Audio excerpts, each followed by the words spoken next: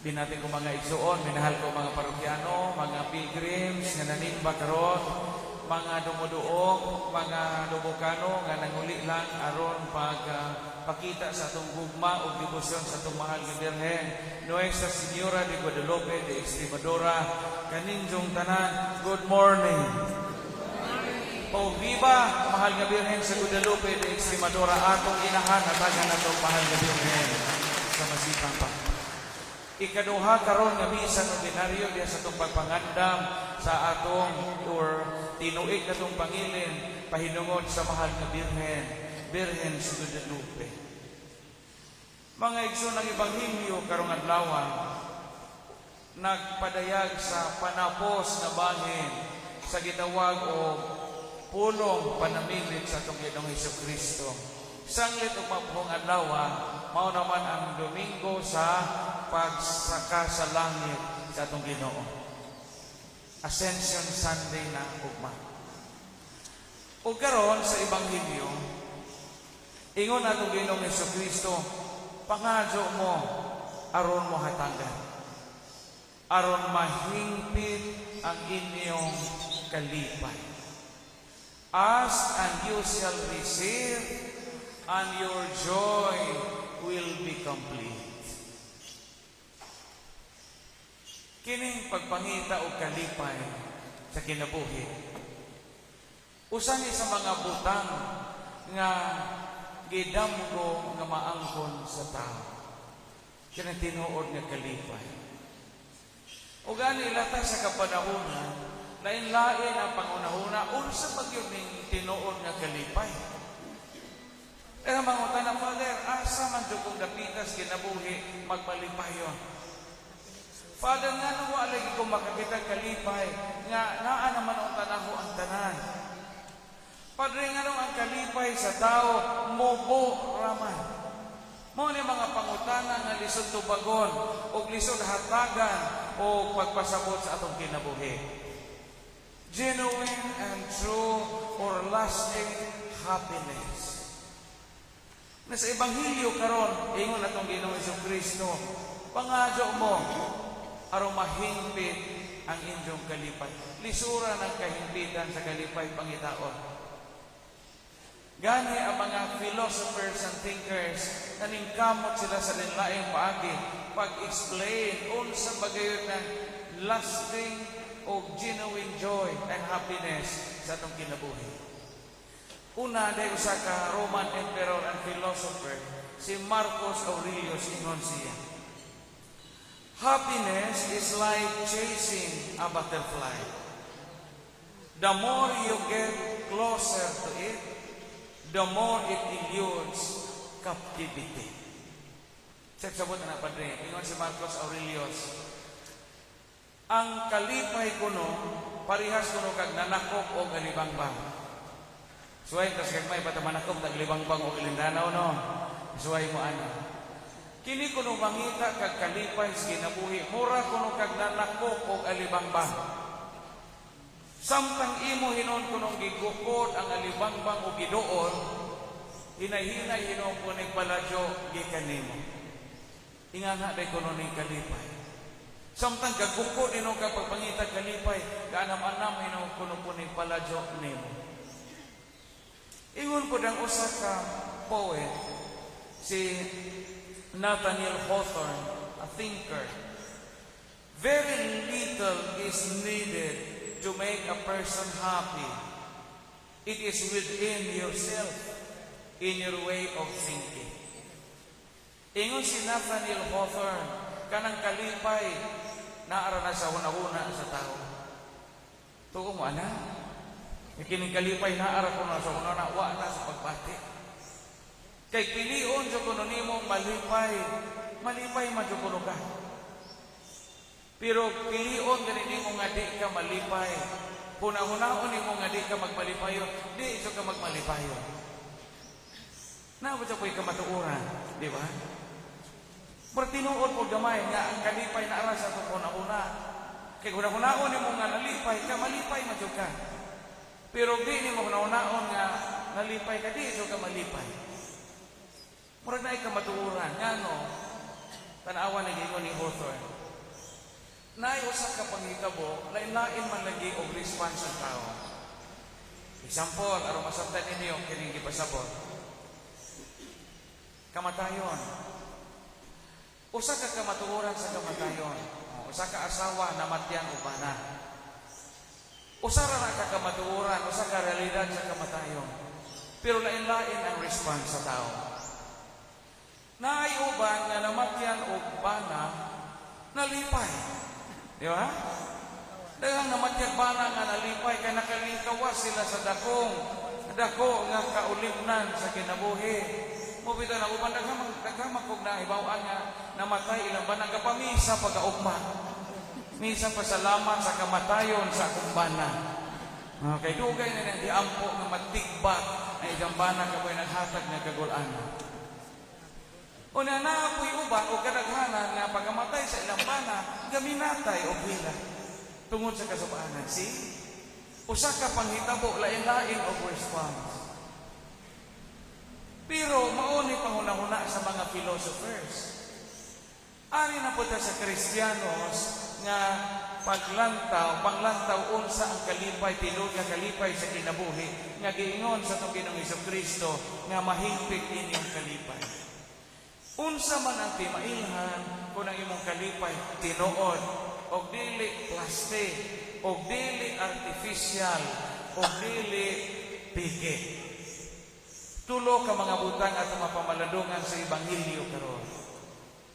Primero, kinag-iingog hingpit nga kalipay nga gingon sa itong Ginoong Hesukristo, maangkon lang nato ang tinuod nga kalipay sa kinabuhi, dili makita diha lamang sa kabuhong. Kasabot pa bang buhong nga buhong? Sa may buhong. Nga buhong man ang tawhana o gugma. Buhong man ang pagkaon. Sa may buhong. Puno. Diba? Buhong gani, wa ka makuwang eh. Mama na buhong. Ang tinuod nga kalipay kinigiingon ni Jesus karon sa Ebanghelyo, ang hingpit nga kalipay sa kinabuhi, dili makita diha sa kabuhong. Tinuod na. Daghang mga tao nga buhong sa kinabuhi, pero way kalipay. Daghan. Kunya tan-awa, scarcity is not a guarantee that we are not happy.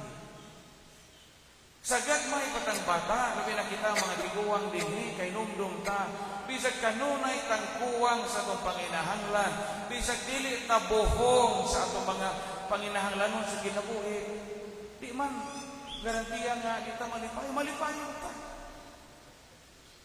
Imagine gud sa gagmay patao, manganhi tagsawang kada semana og tabo, moadto ta sa poblasyon og tabo. Sa may kalipay nato, kana ra makakaon tag sopas. Di ba makakaon tag sopas mao ra na kalipay nato. Kasi man naman ang pagkaon nato sopas sa una pa. Sa may paborito nato sa una, number 1, katong chicharon nga 24 ka buok. Kay numdum ato? Kay numdum ato katong hilo bitaw. Ana ay bangan nga rami, nagaingana na. 24 ka buok na dag o kolor. Bahino nagpila mo ka igsuon.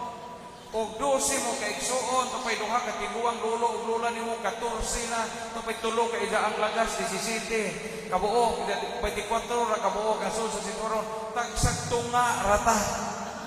Tagsag tunga rata. Pero it was a genuine joy nga sus Domingo na pod makakaon na po og chicharon. Domingo na po makakaon na po atong sanya na itong supas sa itong lingin nga pink o og imong laway-lawayan, pwede nimo i-lipstick. Masa tingan anak, apa mo nakaroon? Masa tingan anak? Pan borikat, dili ko sa tingan anak. Basta kay lingin ay og imong lawayan, pwede nimo i-lipstick. Og di gani makakaon lang tag bagong bayan nga usa ka buok katong gibaksag da yelo og kuwa nga bahong anso ini simot nimo. Amo to ana. Malipayon lagi ta. Karon hinuon nga buhong na nato ang tanan, pwede ra kag mo sirit sa 7-Eleven, pwede ra ta mo adto sa coffee shop, mo adto milk tea house, pwede ra tag mo adto bisag asa sa convenience store kay naa na po tay kwarta, di na lagi ta malipayon. Kining giingon ni Jesus karon sa Ebanghelyo kahimpitan sa kalipay, di ni makita diha sa kabuhong. Bisan sa mga panahon nga kuwang ka, pero makabati di ka tinuod nga kalipay. Mao nga di garantiya og nakaasawa kag Miss Universe, malipayon ka. Daghang mga tao nga nakaasawa og hiwi og ilong, pero mo na munang lipaya sila kami doon. Iyan na ang kinabuhi. Ang tinuod nga kalipay wa diha sa kabuhong.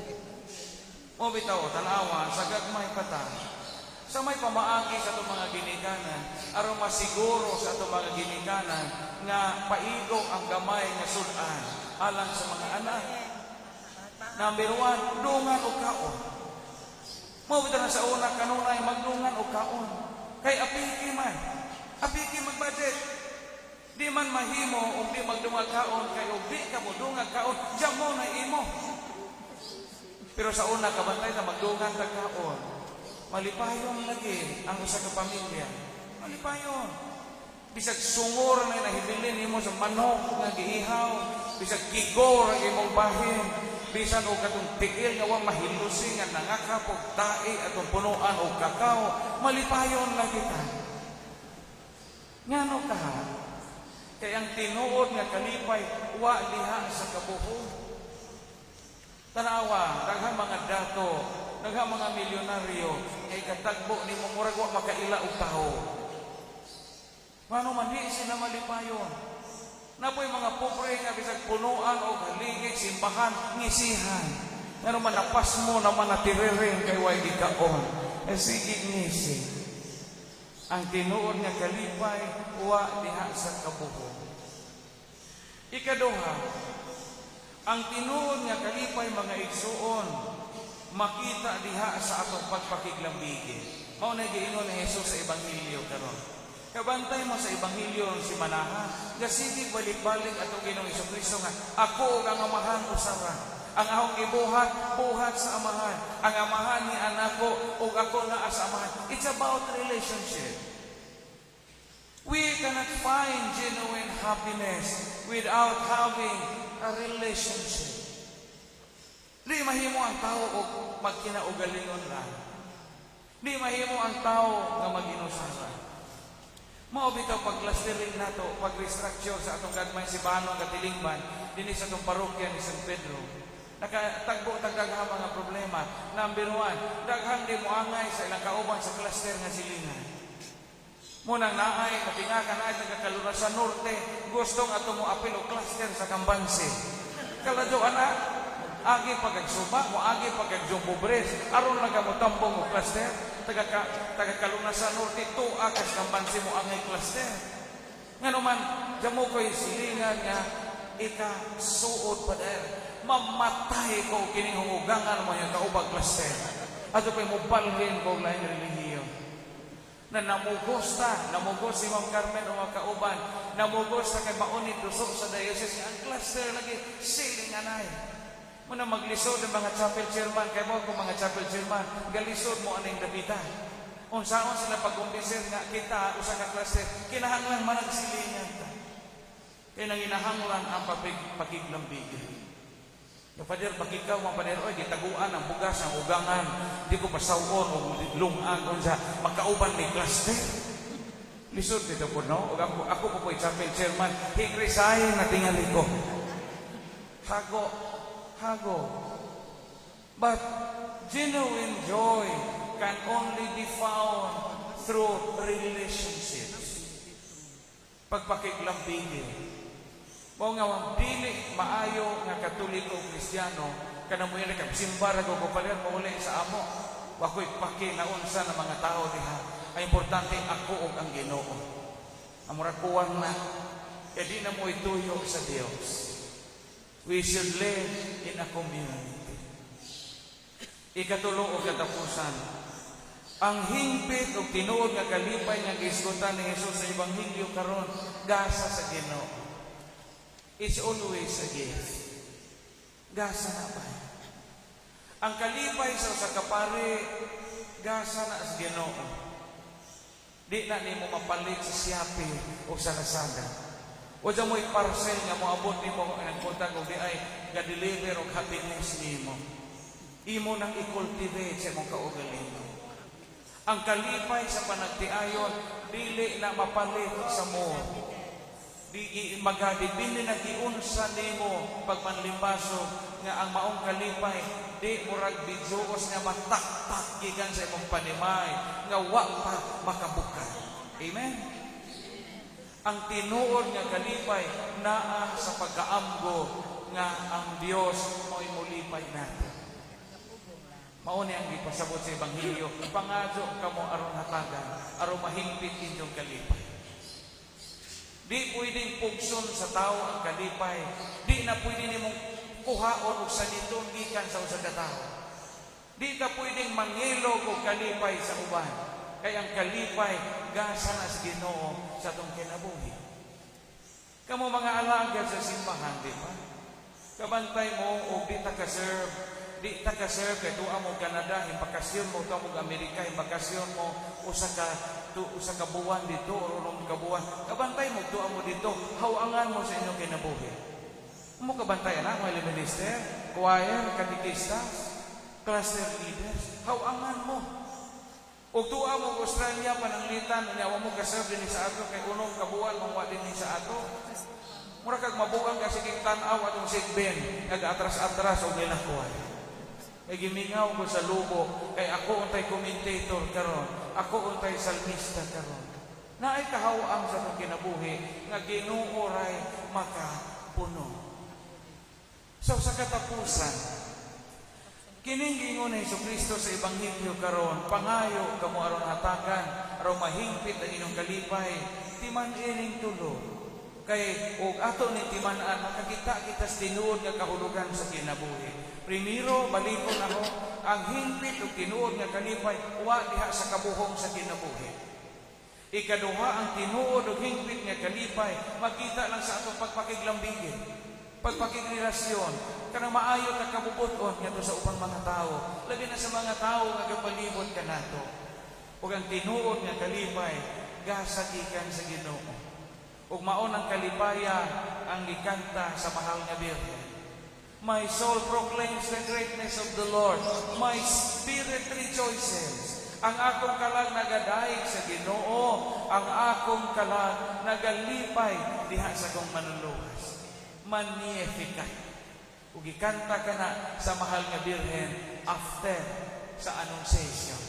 Nga gipahibaw siya sa mahimong inahan sa manuluwas.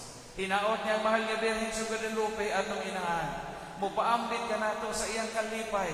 Kalipay nga nahimo sa inahan sa Dios aron sa liwa sa mga kalisdanan sa itong kinabuhi mga lubukanon. Makabati kita sa tinuod nga kalipay o makadawat kita sa gasa sa kalipay nga matuod o hingpit gikan sa Ginoo. Viva! Mahal nga Birhen sa Guadalupe.